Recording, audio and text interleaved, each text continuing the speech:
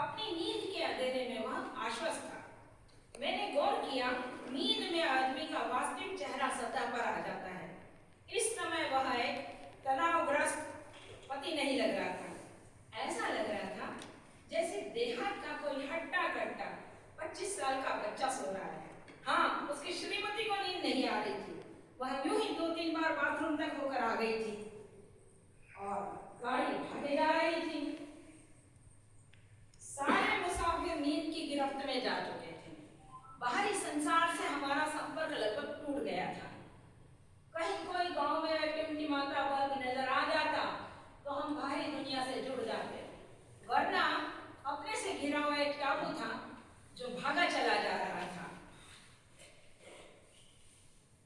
Manmad station पर गाड़ी रुकी। एक्सप्रेस पकड़ने के लिए वे दोनों कहां से चले थे, अकोला की तरफ से या इंदौर की तरफ से, पता नहीं, मगर हाँ, बैठे खंडवा से थे।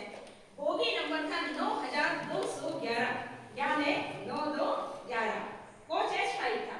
बर्थ थी 33-34, यानी लोअर बर्थ और मिडिल बर्थ। सामने की बर्थ पर मैं था। तब शाम का समय था। ऊपर की बर्थ के भी दोनों यात्री मेरे साथ नीचे बैठे थे। वो शादी के बाद का ताजा तरीन जोड़ा था। युवक अपनी अर्धांगिनी को विदा करा कर ले जा रहा था। उसके हाथ पैर की उंगलियों की ललाई, हल्दी का पीलापन अभी भी छूटा न था।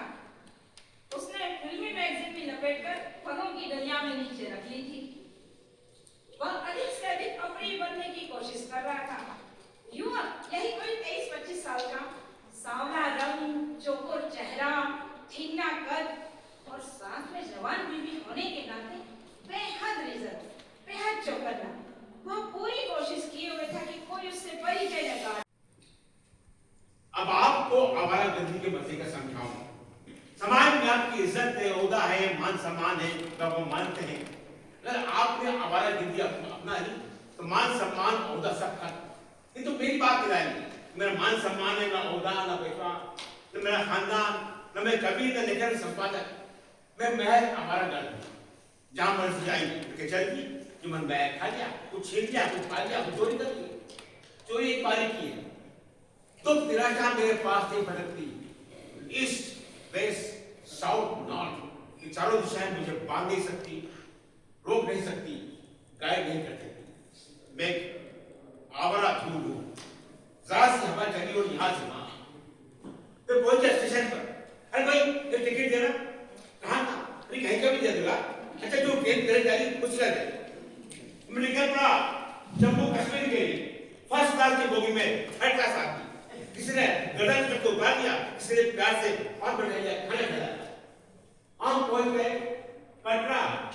माता वैष्णो देवी, जय माता वैष्णो देवी। पहली औलाद। अरे कुछ नहीं होगा बेटा, कुछ नहीं होगा। अभी तक किसी हिंदू या सिख के मकान पे हमला हुआ है क्या? गुरुद्वारे पर तो हुआ है ना बाबा जी, 2 बार आ चुकी है। और तुम लोग वहीं जाकर जमा होना चाहते हो। इस बात पर दर्शन सिंह चुप हो जाता, लेकिन जिसे देखो वही गुरुद्वारे में जमा हो रहा था। एक जगह इकट्ठा होने से हौसला होता है बाबा जी, और अब तक हमारी गली में तो कोई हिंदू या सिख रह नहीं गया, हम ही अकेले हैं बस। अभी कुछ दिन पहले की बात थी, रात के वक्त आंगन में बाबा जी के गिरने की आवाज हुई। दूर गुरुद्वारे की तरफ से जो बोले सो निहाल किनारे सुनाई दे रहे थे। बस उसी को देखने बाबा जी छत पर चले गए। सीढ़ियां उतरते वक्त पांव फिसला और बस आंगन में पड़ी कुदाल सर में घुस गई थी। जैसे तैसे बाबा जी के संस्कार पूरे किए। बची कुछ मालियत थी जो एक कपड़े के खोल में भरी, और बाकी तीनों ने जाकर गुरुद्वारे में पनाह ले ली। गुरुद्वारे में खौफजदा लोग की कमी नहीं थी, इसलिए उसने हौसला रहता था। अब वो डरता नहीं था, कहता और कुछ नहीं तो वाहे गुरु के पास तो है। नौजवान सेवादारों का एक जत्था दिन भर काम में जुटा रहता था। सबने अपने अपने घरों से जितना भी आटा, दाल, घी, चावल सब उठवा लिया था, और लंगर दिन रात चलता रहता था। मगर कब तक? यह सवाल सबके मन में था। सबको ये उम्मीद थी कि सरकार कोई कुमक जरूर भेजेगी। अरे भैया, लेकिन कौन सी सरकार? अंग्रेज तो चले गए, यहाँ पाकिस्तान तो बन गया है, लेकिन पाकिस्तान की सरकार नहीं बनी अभी। बनाओ, मैं निकाल दूंगा। कहानी आप में से कोई पढ़ दे। अब ये देखो, कहाँ से खूबसूरत लग रही है, लेकिन 200 लाइक्स। हमारी फोटो पर 4 ही आते हैं।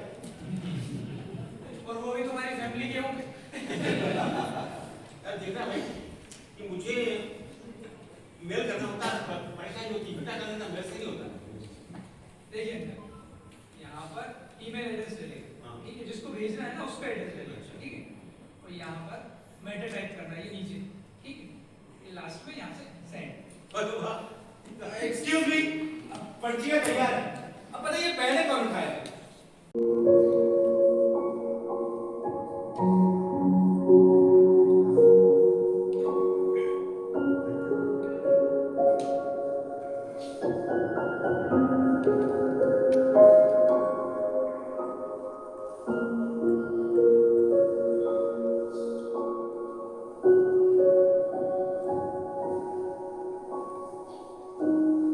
निकल जाते हैं हम जिंदगी की इस बदलती हवा में, ख्वाबों को गठरी में बांध मीलों का सफर तय करते हैं टूटी हुई चप्पल के साथ। दौड़ती भागती इस जिंदगी में चढ़ते हैं हम रेल के किसी डब्बे में। आगे बढ़ो, यहां जगह नहीं है जैसे शब्दों को झेल कर खड़े रहते हैं हम मौन होकर। बस इंतजार किसी के उठने का कि लपक ले उसकी सीट। है अजनबी चेहरे पर कोई दे ही देता है जगह। कुछ घंटों के लिए ही सही भूल जाते हैं हम अपना वजूद, घुल मिल जाते हैं अजनबियों के उस मेले में, भूल जाते हैं लीड। ये सफर नहीं है, ये सफर नहीं है, हुजूम है अजनबियों का, जहां वो लोग मिल जाते हैं जो जिंदगी भर साथ रहते हैं, या कुछ अपने लोग हमेशा के लिए बिछड़ जाते हैं। यही जीवन की परतें हैं।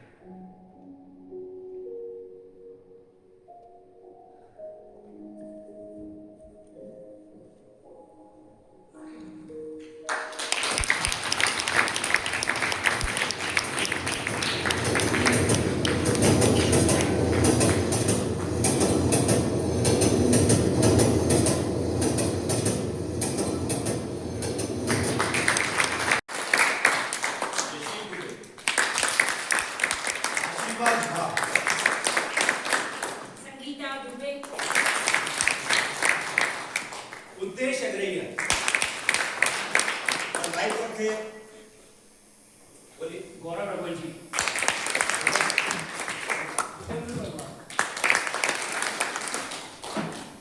तो हम आभारी हैं कि हमें अवसर मिला और यहाँ आके आपके सामने नाटक पेश किया। तो आशा है कि इससे हम आप बढ़ते रहें, आते रहें नए नाटक के साथ।